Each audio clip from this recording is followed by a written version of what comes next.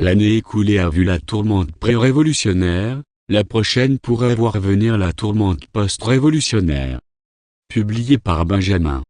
29 décembre 2015. Ceci est le dernier rapport hebdomadaire de nouvelles et analyses géopolitiques pour 2015, et c'est un bon moment pour regarder en arrière et voir comment les choses ont changé au cours de la dernière année. À bien des égards, la situation est maintenant semblable à la situation en Europe de l'Est, juste avant la chute de l'Union soviétique. La majorité des pays de l'Europe de l'Est avaient renversé leur suzerain stalinien, et seulement le Grand Khéma, l'Union soviétique, était resté debout. L'Europe a déjà rejeté le contrôle de la mafia Khazarian et, ce que le monde attend, c'est l'effondrement du régime transcriminel, qui est toujours en contrôle d'Israël, des États-Unis et de quelques États soumis comme le Japon.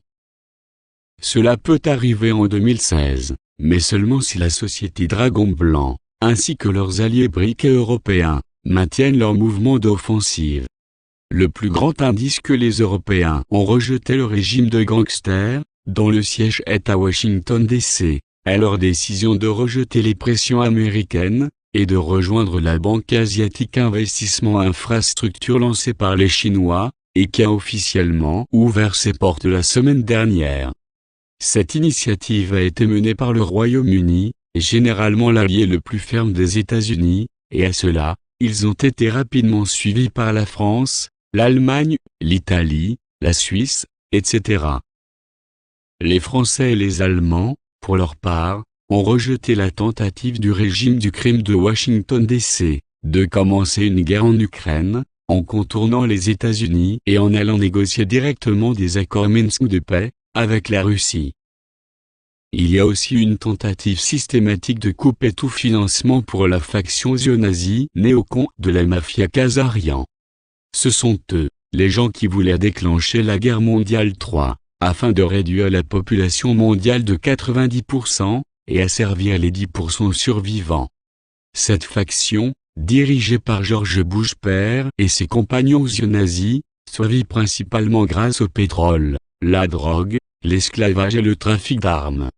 La chute récemment, à la fin de cette dernière année, des prix du pétrole, de plus de $70 le baril à un niveau de $30, va commencer à frapper pour de bon ces gangsters en janvier, alors que leur protection des prix de 1 an, va arriver à expiration.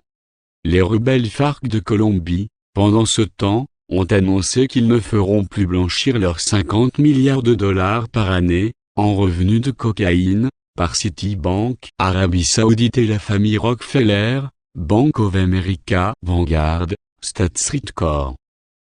Et la famille du crime Bush/Clinton. La bataille pour couper les revenus de la mafia khazariane de la drogue, a également été reflétée dans cette décision, par le Congrès américain, le gouvernement de Colombia, et le gouvernement du Mexique, de légaliser la marijuana médicale. Les Russes sont également armés à la fois, et les Kurdes et les talibans, afin de priver la mafia khazariane de l'argent de l'héroïne en provenance de l'Afghanistan. Les Nord-Coréens continuent également de couper le flot d'argent des amphétamines qui passaient habituellement, par les Khazarians. Le côté Bush de cette famille du crime a déjà été marginalisé du fait qu'il est maintenant de notoriété publique, qu'ils sont les responsables de 9.1.1.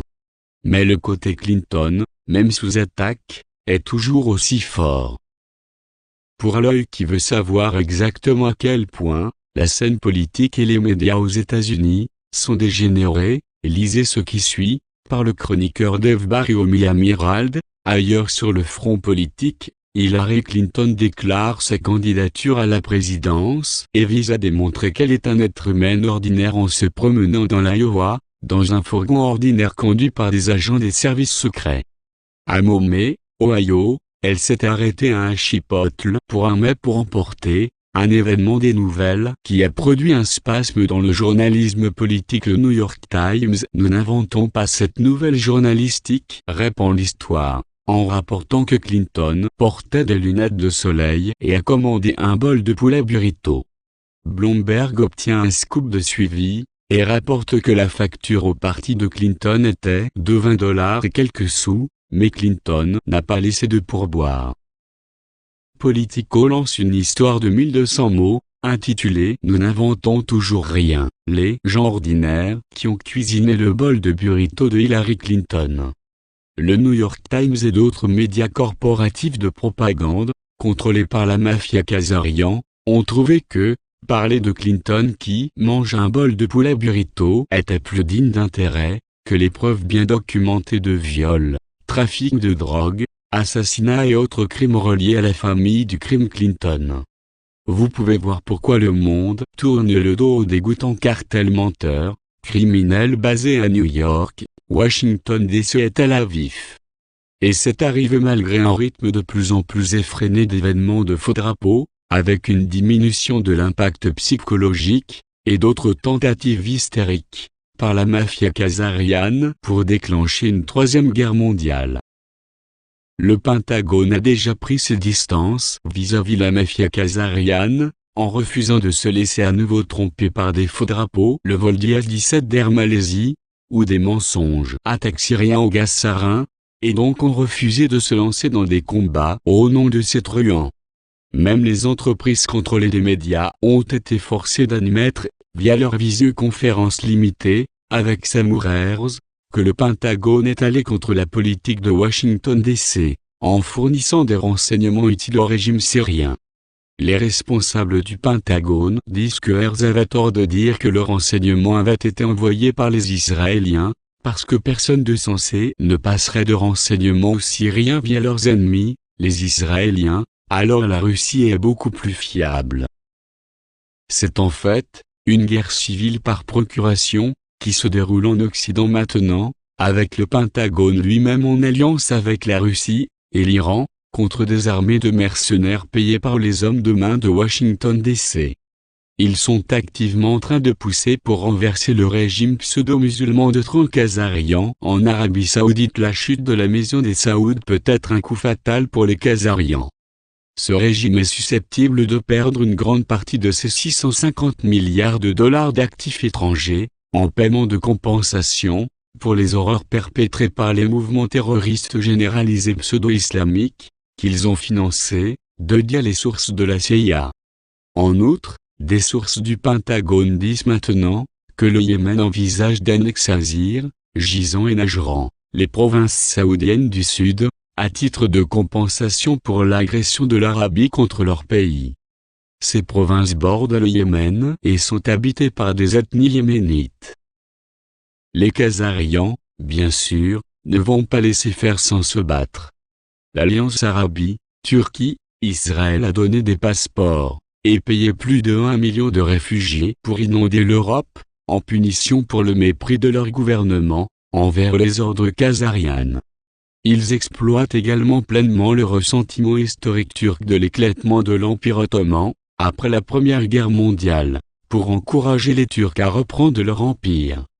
Cela a conduit cette région à une guerre entraînant les USA, la France, l'Allemagne, la Russie, Israël, l'Égypte, l'Arabie Saoudite, le Yémen, le Liban, la Syrie, la Turquie, le Royaume-Uni, l'Iran, le Conseil de coopération du Golfe et d'autres.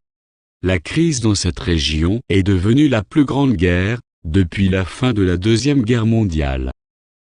Il y a également eu un changement suspect de régime en Argentine, laissant entendre que de nombreux truands nazis khazarians peuvent avoir l'intention d'y fuir les États-Unis et l'Europe, étant donné que leurs crimes contre l'humanité continuent d'être mis au grand jour. Les nazis ont déjà acheté une grande bande de terres côtières dans le sud de la province argentine de la Patagonie, et peuvent être en train de se préparer pour l'exil. Que Dieu vienne en aide aux Argentins si cela se produit. Au cours des dernières années, les Khazarians ont également utilisé des armes nucléaires contre le Japon, la Syrie, le Yémen et l'Ukraine de l'Est, et devraient continuer d'essayer d'utiliser ces armes à nouveau. Voilà pourquoi le gouvernement israélien est maintenant en quarantaine militaire. Le blocus militaire continu d'Israël et leur armée de l'air clouée au sol peuvent être le plus grand événement de 2015, dont on aura peu ou pas parlé dans les nouvelles. Aussi, malgré le trouble que les Khazarians ont fait, à l'extérieur des États-Unis, le monde a vu beaucoup de bonnes nouvelles en 2015. la plus importante est que les dirigeants mondiaux ont entamé de sérieux efforts pour lutter contre la pauvreté et mettre fin à la destruction de l'environnement, comme on le voit dans les accords de Paris signés récemment. C'est une honte, bien sûr, que le soi-disant réchauffement climatique, non scientifique, ait été utilisé comme excuse, mais néanmoins, les pays riches ont promis de payer aux pays pauvres un montant à raison de 100 milliards de dollars par année, pour nettoyer leurs environnements. Certains anciens conflits sont également en cours de règlement. Comme mentionné ci-dessus, la longue guerre civile colombienne en cours tire à sa fin. Le Cuba et les États-Unis ont aussi commencé à enterrer leur hache de guerre vieille de 50 ans. Maintenant, le Pakistan et l'Inde ont commencé à faire de sérieux mouvements pour mettre fin à leur vieux conflit de 68 ans, avec de sérieuses tentatives de paix. L'armée américaine en est également à contraindre le Japon et la Corée du Sud à mettre fin à leur querelle sans fin instigée par les Khazarians, au sujet d'une guerre qui a pris fin il y a de ça 70 ans. Les Nord-Coréens sont également prêts à faire la paix avec la Corée du Sud et le Japon, deux pays occupés par l'armée américaine depuis la fin de la Deuxième Guerre mondiale. Aussi, en signe que les gens se réveillent au danger d'avoir remis aux banques privées le pouvoir de créer de l'argent à partir de rien, les Suisses vont tenir un référendum pour décider si seul un gouvernement, représentant le peuple, devrait détenir ce droit. Enfin, dans une note plutôt étrange, cet écrivain a été à l'écoute la semaine dernière pour le réseau d'Extrême-Orient, d'une station de radio militaire américaine, destinée aux militaires américains au Japon, lorsque la station a fait de la publicité pour le personnel du US Space Command. L'annonce disait que servir dans le commandement de l'espace serait similaire à servir sur un navire. Ne retenez pas votre souffle, mais, peut-être, juste peut-être, que les gens de la divulgation auraient raison, et qu'un programme spatial secret est sur le point de sortir du placard. Cependant, la Société du Dragon Blanc ne va pas attendre qu'une flotte gigantesque de l'espace vienne nous sauver. Au lieu de ça, la Société Dragon Blanc souhaite que l'humanité se sauve par elle-même. Traduction estelpbenjaminfilfort.net/note de la traductrice. Pour ceux qui comprennent l'anglais, je suggérerais que vous vous abonniez à la lettre hebdomadaire de Benjamin Fulfort. Les gens comme lui travaillent fort pour nous, et ce, au péril de leur vie. Les soutenir est un tout petit moyen de leur témoigner notre reconnaissance.